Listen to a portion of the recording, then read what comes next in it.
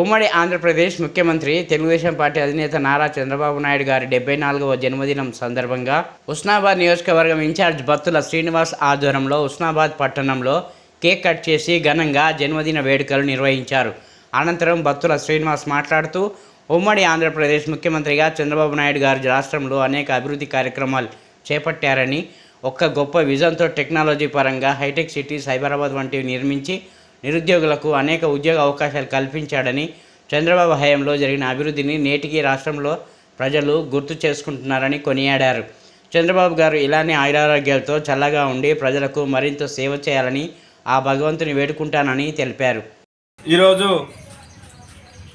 మన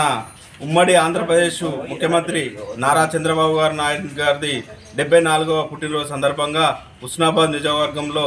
ఆయన పుట్టినరోజు సందర్భంగా కేక్ కడేసి ఆయన ఆరోగ్యాలతోటి నిండు నూరేళ్ళు ఉండాలని, మళ్ళీ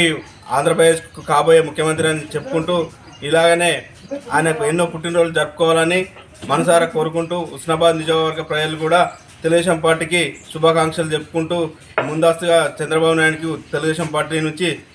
ముఖ్యమంత్రిగా శుభాకాంక్షలు తెలుపుతున్నాం.